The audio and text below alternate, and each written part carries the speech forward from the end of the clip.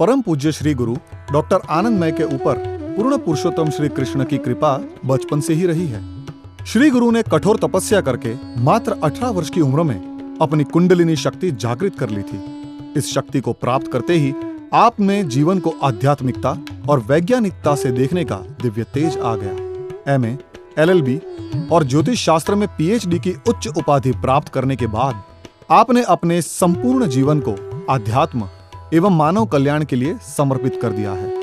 परम पूज्य गुरुदेव श्री गुरु डॉक्टर आनंदमय ने अपने जीवन की कठिन आध्यात्मिक साधना, अनुभव और शोध के बल पर मेडिटेशन की एक विशेष विधि आत्ममिलन संकल्प सिद्धि का सृजन किया है। श्री गुरु का मानना है कि व्यक्ति को भौतिक जीवन जीने के लिए धन से बढ़कर मन की शांति और आत्मा का सुख चाहिए। श्री गुरु द्वारा सर्जित इस आत्ममिलन संकल्प सिद्धि का मूल मंत्र है, स्वयं जानो, स्वयं जागो, स्वयं पाओ। अभी तक सैकड़ों लोगों ने श्री गुरु के द्वारा सिखाई जा रही इस दिव्य विद्या का लाभ लेकर अपना आत्म कल्याण किया है। आप भी इस दिव्य आत्ममिलन संकल्प सिद्धि क्रिया का लाभ ले सकते हैं। इसके लिए आपको समय समय पर आयोजित होने वाले हमारे मेडिटेशन शिविर में भाग लेना होगा। इसके लिए आप हमारे फोन नंबर 9714876566 एवं 9998539835 पर संपर्क कर सकते हैं। राधे कृष्ण। संकल्प सिद्धि परिवार में आप सबका स्वागत है। धर्म ध्यान दिव्य ज्ञान एक स्व आत्म जागरण, इस प्रकल्प में आज हम बात करेंगे धर्म प्रकरण और ध्यान प्रकरण के बारे में, क्योंकि आज का विषय जो हमारा है वह धन प्राप्ति और ध्यान से जुड़ा हुआ है। क्योंकि कहीं ना कहीं हम यह चीज़ देखते हैं हमारे जीवन में कि जिन बातों को लेकर के हम बहुत ज़्यादा गंभीर हो जाते हैं, अशांत हो जाते हैं और मनोस्थिति को हम बहुत ज़्यादा दुर्बल कर देते हैं, वह हमारा है धन का अभाव। मुझसे लोग पूछते हैं कई बार, बिल गेट्स ने तो किसी लक्ष्मी की पूजा नहीं करी, स्टीव जॉब्स ने किसी की पूजा नहीं करी, कोई हवन नहीं कराए, कोई अनुष्ठान नहीं करवाए, और ये लोग इतने पैसे वाले हैं। आज भारत में ये लोग करोड़ों रुपया कैंसर और एड्स को दान करते हैं, कि उनकी रिसर्च के ऊपर ये लोग दान करते हैं। क्या कारण है? ये लोग साधना न करते हुए लक्ष्मी जी की का इनको पता तक नहीं है कि महालक्ष्मी क्या होती है, और मल्टी मिलियनर है। यह विश्व के अंदर हम उन देशों को देखेंगे जहां बहुत बड़े मल्टी मिलियनर्स हैं, वहां उनके जीवन में कोई साधना हमको देखने को नहीं मिलती, और वो धन प्राप्त करते हैं, मल्टी मिलियनर हैं, और कई लोगों को दान के द्वारा मदद करते हुए देखे जाते हैं। होता क्या है, हमने हमारे जीवन के अंदर धर्म को बाह्य रूप में अपनाया है। विदेशों में कोई व्यक्ति अगर पुण्य करता है या पाप करता है तो वो उसको प्रदर्शित करता है। हमारे जीवन में यही सबसे बड़ी समस्या रही है। हम लोग कभी भी हमारे उस कर्म को जो हमें दुख की ओर ले जा रहा है प्रदर्शित कभी नहीं कर पाते कि हमने ये गलत किया। क्या कारण है कि बिना साधना के वो लोग धन की प्राप्ति कर चुके और धन की प्राप्ति करके लोगों को जो है वो मदद कर रहे हैं, हम नहीं कर पाते। देखा जाए तो भारतवर्ष पूरी विश्व का, जो भारत भूमि है, पूरे विश्व का हृदय कहा जाता है। हृदय में प्रेम होगा, हृदय में करुणा होगी, और जहां प्रेम करुणा होगी, जहां हृदय होगा, वहीं तो परमात्मा अवतरित होगा। हमें पता है कि हम यहाँ आकर के दुखी होते हैं, और दुखी होने के बाद हमारे जीवन का आत्मकल्याण का करते करते हम शायद मरणासन की ओर प्राप्त हो जाते हैं, मगर हम उन ऊंचाइयों को प्राप्त नहीं कर पाते जो वो लोग प्राप्त कर लेते हैं। उसका सबसे बड़ा कारण है कि हमारा खुद का अवचेतन मन, जिसे हम सबकॉन्शियस माइंड कहते हैं। क्योंकि मैंने आपको कहा ना कि मेरी ये शोध है, मेरा ये चिंतन है, बहुत प्रैक्टिकल अप्रोच है। मैं आपको अंधविश्वासी बनाने या ऐसे अनुष्ठान या ऐसे मंत्रों को देने नहीं आया कि जिसको आप करने के बाद में चिंतन करो कि मुझे सफलता क्यों नहीं मिल रही। मैं आपको वो चीज़ देने आया हूँ, आप यही चिंतन करो कि नहीं, हमने किया तो हम सफल हुए। क्यों? क्योंकि हमारे पास वो कीमिया थी, हमारे पास वो कुंजी थी, हमारे पास वो की थी जिससे हम आगे बढ़ गए। जब आप किसी विधि से हलवा बनाओगे, घी को गर्म करके उसमें आटा डालोगे, उसको सेकोगे, उसके अंदर पानी डालोगे और जब वो फिर उसमें चीनी डालोगे, हलवा बनने वाला है, क्योंकि उसकी एक विधि है। ऐसे ही कहते हैं कि कहीं कुछ खोजने जाने की जरूरत नहीं है, हमारे अंदर ही वो सब शक्तियां विद्यमान हैं। जो जातक श्री विद्या का जानकार है उसे पता है कि संपूर्ण शरीर में ब्रह्मांड व्याप्त है, और जब आंख बंद करके जब वो श्री विद्या सिद्ध होती है, जब आप आत्म साक्षात्कार करते हो, एक एक पॉइंट के ऊपर आपको देवी अपने स्वरूप का दर्शन कराती है। एक एक चक्र के ऊपर, एक एक जगह के ऊपर वो आपको वो दर्शन होते हैं कि आपके अंदर ही सारी शक्तियां विद्यमान हैं। और प्रत्यक्ष है कि सीधी आंख में सूर्य और उल्टी आंख में चंद्रमा, आप देखिए, और जो अपना मस्तिष्क है वही तो ब्रह्मांड है। हम भी किसी के शरीर में बैठे हैं, ये ब्रह्मा का ही तो शरीर है जिसमें हम बैठे हैं, और एक कण भी नहीं है हम। और जब हमारे पास बहुत कुछ आता है तो हम ये सोचते हैं कि मैं कर रहा हूं। जब हमारे अंदर से मैं जाता है, जब हमारे अंदर समर्पण आता है, तो एक घटना बहुत घटती है कि सिया राम में सब जग जानी, करहूं प्रणाम जोड़ी जुग पानी। एक ही चीज घटती है कि चराचर जगत में तुम्हें परमात्मा ही दिखने लगता है। हर जीव में परमात्मा दिखता है, हर कंकर पत्थर में परमात्मा दिखता है तुमको। तुम खुद परमात्ममय हो जाते हो, तुम्हारे अंदर अनंत करुणा जो है विस्तृत होने लगती है।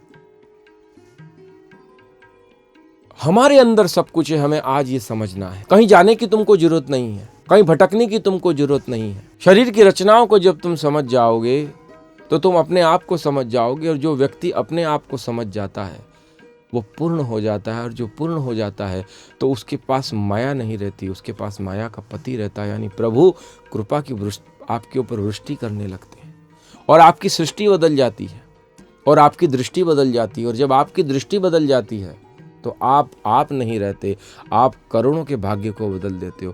होता है ना कि बहुत बड़े महापुरुष के, बहुत संत के पास जब हम बैठते हैं, उसकी ऑरा से हम खुद आनंदित हो जाते हैं, आह्लादित हो जाते हैं, हमारे आंसू गिरते हैं, हमें लगता है वाह क्या जीवन में कुछ कर्म किया जो आज इनके दर्शन हो गए।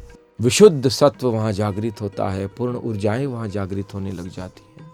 वह एकाकार जब आपके साथ होता है तो सब कुछ घटित होने लग जाता है।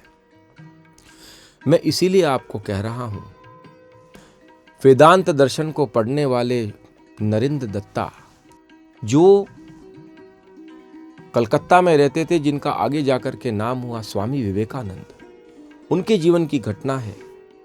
वो कहते थे, मैं प्रत्यक्ष इति प्रमाण में ही विश्वास करता हूं, मैं किसी भी ईश्वर की मूर्ति में विश्वास नहीं करता, मैं मूर्ति पूजा का विरोध करता हूं। बड़ी बड़ी सभाओं में नरेंद्र दत्ता चले जाते, संत अपना प्रवचन दे करके बैठने वाले होते और नरेंद्र दत्ता खड़े होकर पूछते, हैव यू सीन गॉड? क्या तुमने भगवान को देखा है? संत के पास जवाब नहीं होता, बोले you are wasting your time, और वो वहां से चले जाते। कई बड़े बड़े धर्मवेताओं के पास, बड़े बड़े महापुरुषों के पास नरेंद्र दत्ता गए, और वो समय रविंद्रनाथ टैगोर के पिताजी देवेंद्रनाथ ठाकुर और बड़ी बड़ी हस्तियां उस समय पर थी।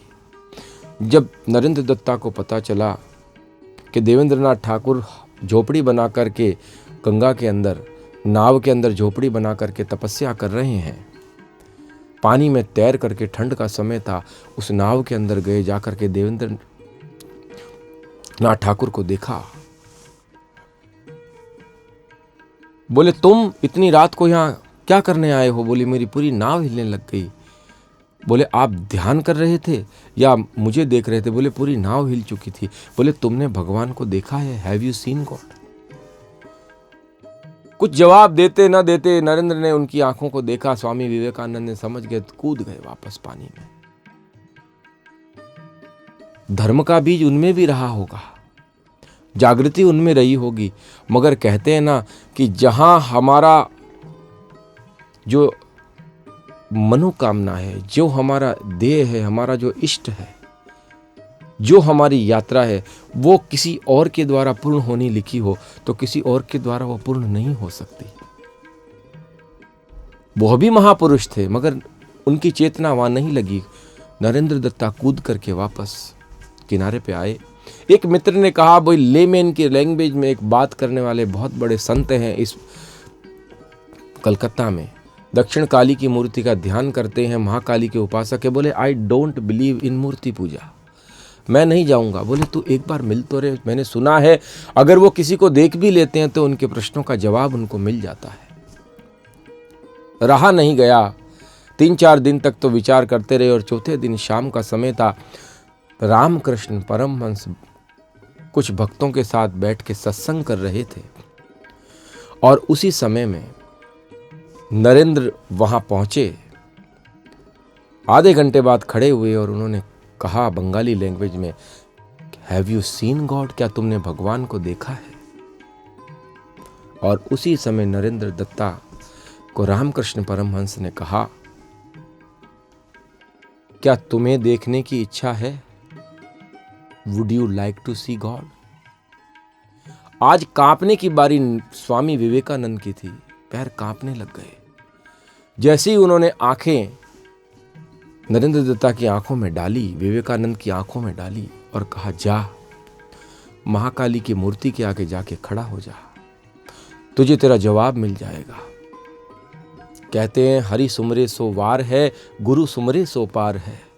गुरु की कृपा हो जाए तो 7 जन्मों के पाप दूर हो जाते हैं, जन्म जन्मांतर की विधाएं हमारी समाप्त हो जाती हैं, जन्म मरण के बंधन से हम मुक्त हो जाते हैं।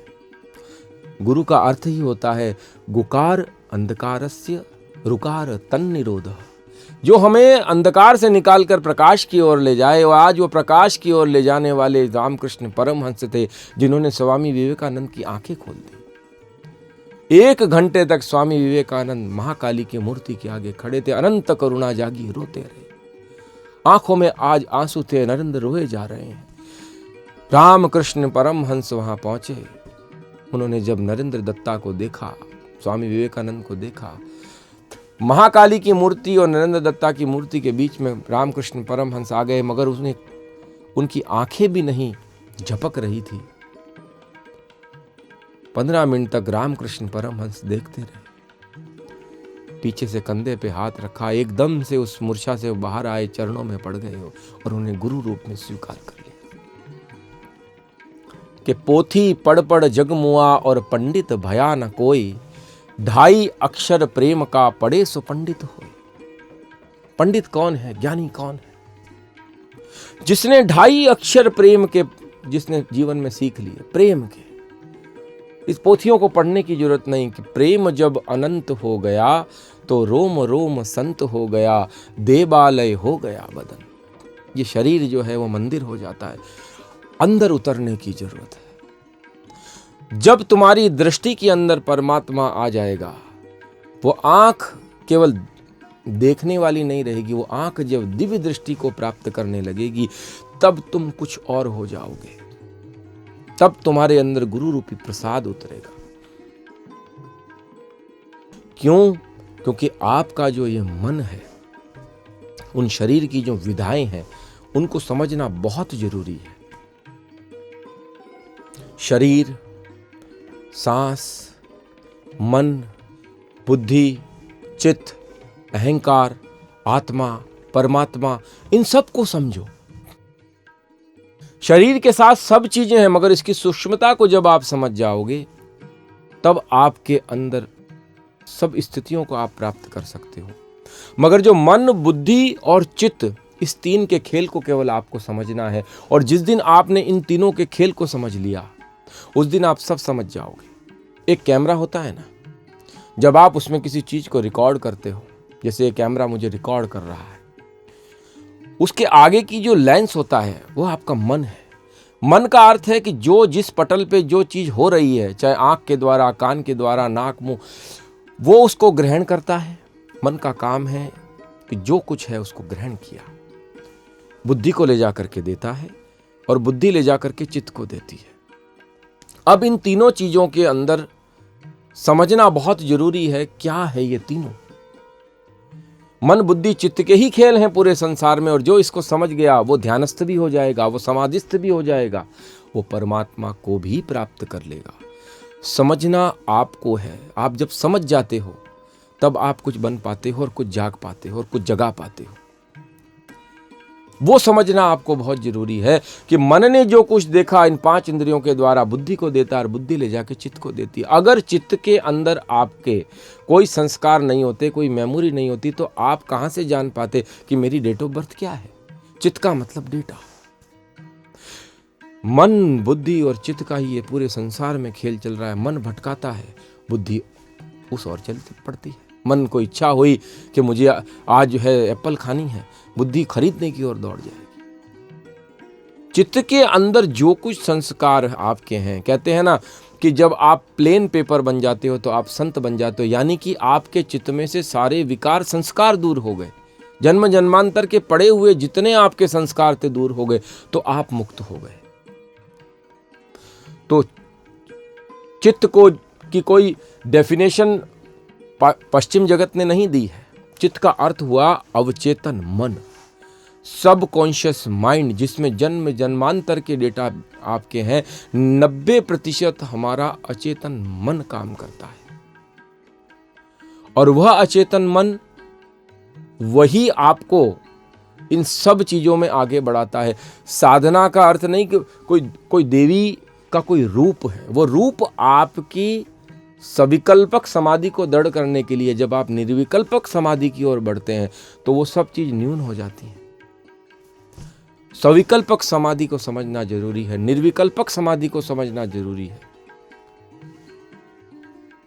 तो हमें जो समझना है वह यह समझना है कि जो आपका अवचेतन मन है, सबकॉन्शियस माइंड है, वो 90% काम करता है। उस 90% अवचेतन मन में ही आपको दृढ़ता लानी है। 90% जो काम करता है उसी में सब संस्कार रहते हैं, और उसी को आपको जागृत करना है। वो विधि हम आपको आगे सिखाएंगे।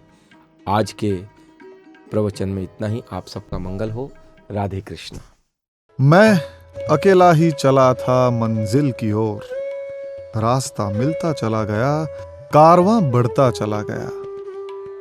श्री गुरु डॉक्टर आनंदमयी के द्वारा श्रीनाथ जी की नगरी नाथद्वारा राजस्थान में बनने जा रहे SBK कैंसर चैरिटेबल हॉस्पिटल के निर्माण में आप दान करके हमारे इस प्रकल्प में जुड़ सकते हैं, क्योंकि इस हॉस्पिटल में कैंसर से पीड़ित गरीब मरीजों का इलाज एकदम मुफ्त में किया जाएगा। हमें आपकी सहायता की जरूरत है। दान के लिए बढ़े आपके हाथ हमारे उजड़े जीवन को फिर से संवार सकते हैं। प्लीज हमारे लिए दान करें। कोई मां अपने बच्चे को कैंसर से तड़पता नहीं देख सकती। ना तो कोई पत्नी, ना पति, ना बहन, ना भाई, ना पिता, ना माता। परिवार का एक भी सदस्य कैंसर से पीड़ित हो तो दर्द पूरे परिवार को होता है। आइए भारत को कैंसर मुक्त बनाएं। दान के लिए हमारे ट्रस्ट का नाम है Radhe Sharanam Manav Kalyan charitable trust. Account number 03841450000082। RTGS एवं NEFT या IFSC कोड HDFC 00000384। आप दान करके अपने को पुण्यशाली बना सकते हैं। श्री गुरु हाल में बड़ौदा गुजरात में निवास करते हैं। संकल्प सिद्धि परिवार के साथ जुड़कर धर्म, ध्यान और दिव्य ज्ञान एक स्व आत्म जागरण के द्वारा आप स्वयं अपना आत्म कल्याण करके सुखी हो सकते हैं। श्री गुरु जिन्होंने ज्योतिष शास्त्र में PhD की है, ज्योतिष से संबंधित कोई भी समाधान, ध्यान की कोई भी टेक्निक या श्री गुरु के द्वारा संपूर्ण विश्व में की जा रही भागवत कथा, राम कथा, सत्संग या मेडिटेशन कोर्स आप अपने क्षेत्र में करवाना चाहते हैं तो आप नीचे दिए गए नंबर पर श्री गुरु से कांटेक्ट कर सकते हैं। स्वयं आत्मनिर्भर बनकर अपने जीवन का कल्याण कर सकते हैं।